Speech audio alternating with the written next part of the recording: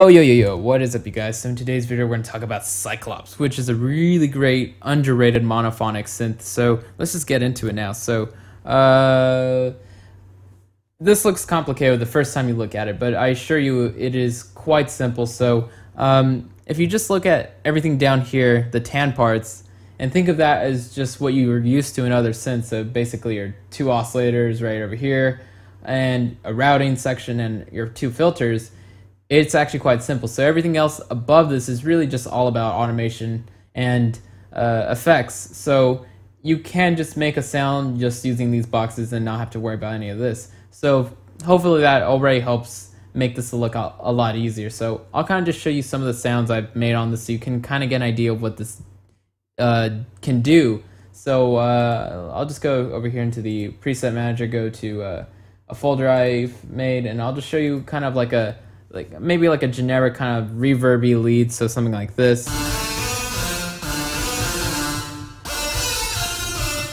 And maybe like another squishy lead. And something kind of more LFO'd.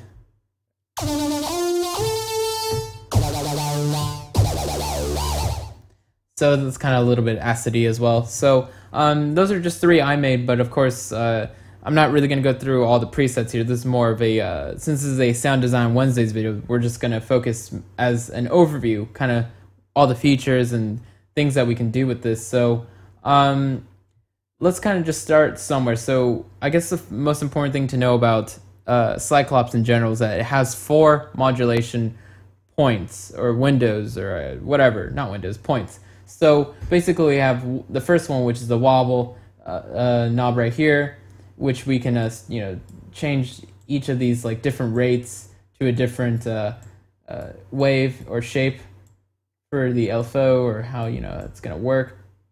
So we can see we have a lot of different rates we can go between, and we can also just randomize each one like this, or we can just have it globally all on the same one.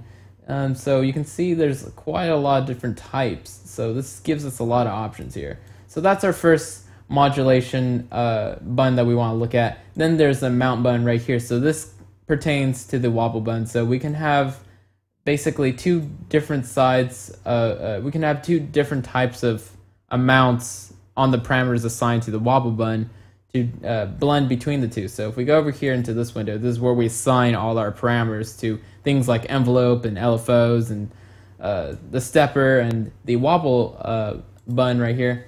So basically, if we look at part A, I can have, I can start assigning like certain parameters in the synth to the wobble button up here. And now if I go to part B, I can just have a completely different set of modulation to go along with that. So now I can kind of blend between the two, or just automate between this. So now this is going to change what's actually going to be modulating inside of here. So this is kind of just a little bit of extra modulation here. So you can see all these parameters are now lighting up, because that indicates that they're being modulated. So that's what's going on there. And so this amount button really only pertains to this. You don't see it anywhere else, so it's just for the wobble button. So that's our second button of modulation. And our third one is, of course, an effects knob. So this is kind of similar to other Sugar Bytes plugins. So if you're familiar with other Sugar Bytes plugins, like I said, you'll kind of get the hang of this. So we have basic things like a gator up here. You can set the grid to every one. You can change the direction of this. We have things like 8 different types of pitch. So by scrolling up and down with the mouse, you can change between the different types of pitch. So we can see 8 different types like that. We have 8 different types of loop, just going up and down like this to see them. We have 2 types of stop, 4 types of vinyl, and 2 types of scratch, or I think it's 3 types of vinyl. I don't know. So we have all of those there. And then we have 2 types of phaser, 2 types of chorus, 2 types of delay, and 2 types of reverb.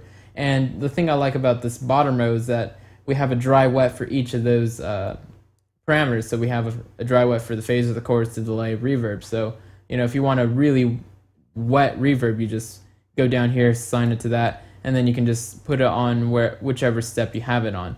And of course, this knob can be assigned to a sequencer, so it'll just kind of follow a sequencer, or you can have it follow an automation. So that's actually the next thing I wanted to talk about. So again, before I get to that, this sound knob is also just another modulation point. So we can assign things to that through this window right here. So again, this window is important because this is where you assign all of these parameters to something up here. So everything in the tan needs to somehow be modulated and assigned. So you do it through here. So if I wanted to take the cutoff of filter 1, I find the filter 1 up here, and then this is the cutoff parameter, and now I can assign it to an envelope. So we also have things like our pitch. So our master pitch is right over here. So I can assign that to an envelope or any of these other boxes. We have our master volume right here.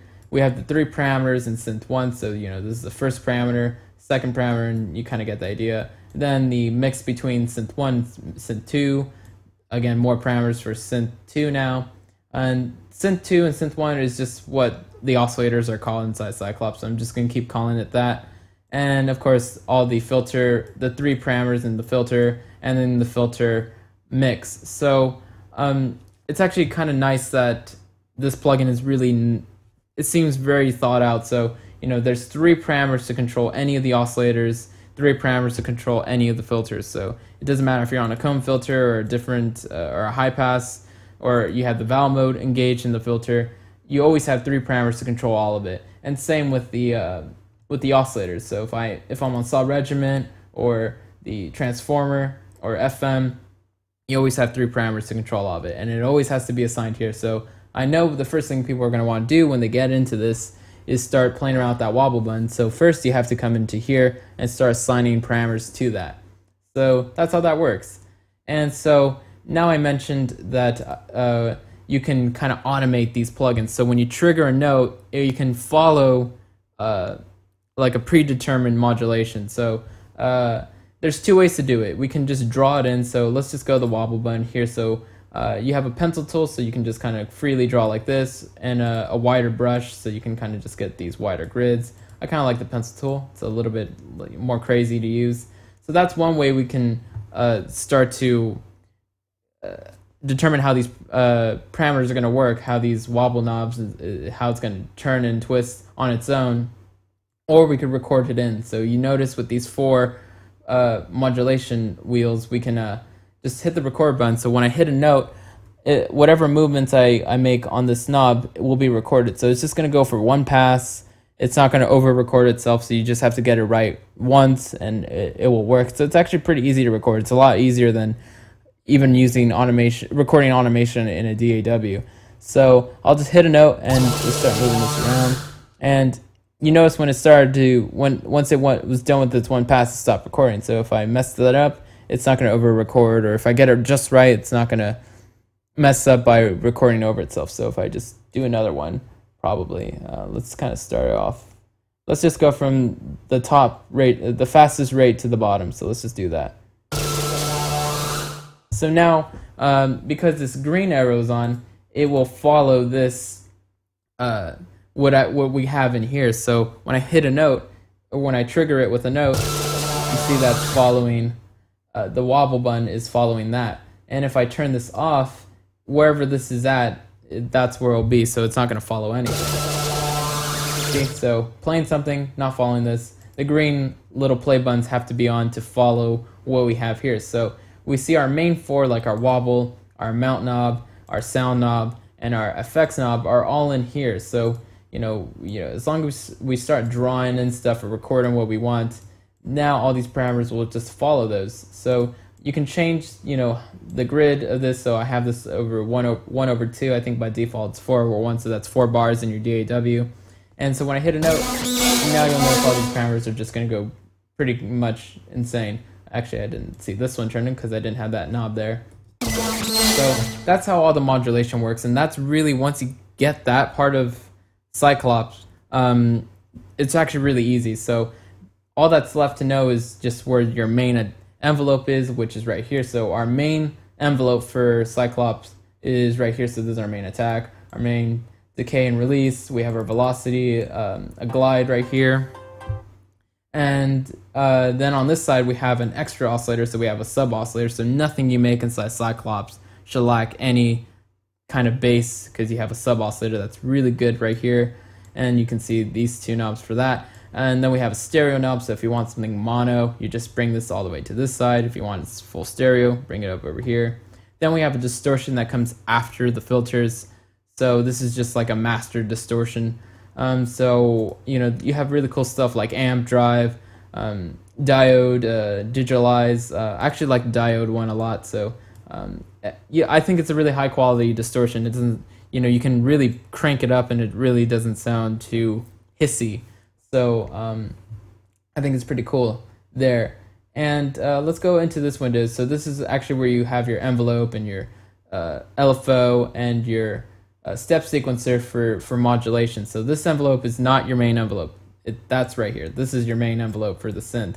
This is just the envelope that you can assign to parameters. So once you come into this box, again, this is where you assign those three to parameters. And then we just have other things like settings. So those MIDI settings are synth settings. So really these four boxes are the only four you should really worry about. And then you can just record all this stuff on here or have it however you want. So it's actually really easy. So you can kind of see why this synth is really easy to make a certain type of sound design for bass stuff and all that kind of thing. So really good monophonic synth. And then we have the routing here. So if we want to introduce more distortion, we just have to be in serial 1 or 2. So we have a parallel setting for the routing, 2 serial options, and a split. So I like to be in the serial because you can add distortion between the filters. So if you just left or right click, I think it's a left click, you can add this distortion here, and then you have this parameter right here to control that. And yes, serial 1 or 2, so you can have distortion between the filters and then have more distortion afterwards right here. So really cool stuff. And I could get into the kind of the filters and all that, but I think that's just basic synth stuff. So really, I think I showed you already what's really interesting and cool about this synth. Other than that, you know there's a vowel mode here. Since Sugar Bytes makes the WoW filter, you would suspect them, since they seem to always like to integrate their other plugins into their newer plugins. So you can see a bit of like their effects plugins right here. You can see a little bit of what they did with the WoW filter, with the vowel filters, and you know, you can just see a lot of them adding a lot of their other plugins into this. So of course you can select the different filter types down here. You always have cutoff and reso for all of those, and a dry wet. And then of course we have our oscillator types. So we have saw regiment, so we can, you know, get some nice cool stuff like that. We got the analog sync, which is my favorite one. So we have a master and a slave, so a sawtooth, and a square wave. And then of course you can have all these other little details assigned. And you have an FM, so you can set the ratios like this, 1 by 1, or to the master like this. And then you can kind of control it a little bit more. You can choose between serial and parallel. You have transformer, which lets you bring in any piece of audio into this. So it's like a grain formant modulator for audio. So you can set the position there. Cyclops does have a few of its own audio files that you could use with this, but you know, if you bring something in like from your computer, you can always get some cool results like that. Then we have Spectromat, which is just crazy madness. And then we have the phase stressor, which is probably my second favorite oscillator type in this. So this thing just does all this crazy self-modulate stuff. That's really cool. So let's look at the preset manager, since I've kind of talked about, I guess, literally everything. The preset manager is actually really nice. So you can put tags on presets that you make, and then using these filters, you can find them pretty quickly. So if I want to find something like a wobble and something that is kind of distorted, you know, now it's narrowing down my results through all the presets. And there's a lot of presets that comes with this synth on its own. So I've never downloaded or added anything to it. I've always just used what's already in there. And other than that, I just save my own presets. So basically, if you don't want to use that window, you could always just use the tag window. So if you don't like the look of this, which basically these two do the same kind of narrowing filter search. So if I want to find something that has bell characteristics, maybe percussive, now it narrows down the search. And then we have the author. So if you make your own presets, it's a good idea to save the author name the same all the time, so that way you can always find the presets that you've made. So these are just the different authors that made all the default presets. And then you can see right here I have my own folder called CaseAid, because that's the author name. And then these are the presets that I have made so far for this. And hopefully by the end of Cyclops week, next week, I'll be able to give you guys like 40 or 50 presets. I need to import my old ones from my older computer. And then we have a general folder right here for, just to look through quickly through like wobbles and stuff like that, or all the different types of whatever this is. So when you do save a preset, you want to make sure you save it in the right place. So, whoops, clicked on the wrong window. When you do save a preset, you got to click up here under Save Preset, and then you'll see you can type in the preset name here, so just whatever you want to call it. And then I think it's really important that you go into the author and you name it the same way you always name all your other ones. So for me, it's always capital K and then Sade, or Sade without the K. So it's CaseAid, and then I just set a rating because why not? I like to see this guy like light up like that. He's happy. And you can add these tags later on. So when I try to add the tags now, it just kind of closes the window. So once you save it, you got to make sure you save it in the right place. Otherwise, you will not see it inside Cyclops. So usually when people that install Cyclops, it will probably go under Documents, and then you'll see a Sugar Bytes folder, Cyclops, and all that. So you can actually see that's my path right here. So you can see it's under my Documents folder, under Sugar Bytes, under Cyclops, under Presets, and then I added my own folder in there called the CaseAid Cyclops presets. And so now I can just save this preset in there, and I'll see it inside Cyclops when I save it when I go to authors. So it's a really quick way to just see where to get to your presets. And I also recommend saving an initialized preset, which I haven't done. So every time I want to make a new preset in here, I have to find the initialized preset basically by just clicking to it under I guess I just sort of find it. So it's like in the eyes. So probably the last thing I want to show you is just the really awesome randomizer that this synth has. So this synth probably has like the best randomizer ever for the synth. So it's like an old 8-bit arcade game, and it will randomize the presets and randomize settings, and just it's a lot of fun. So if you're really bored, and you can just kind of go in here, and it kind of just shows you how crazy Sugar Bytes can be. The two guys that make this, I think it's two guys, they have really crazy good ideas, and they execute it really well. So this is just a basic overview. I'll be doing tutorials on Cyclops throughout the week, and probably throughout this week and next week. So let me know what you want to hear, and of course I will try to do that. And so thanks guys for watching, and of course, lates.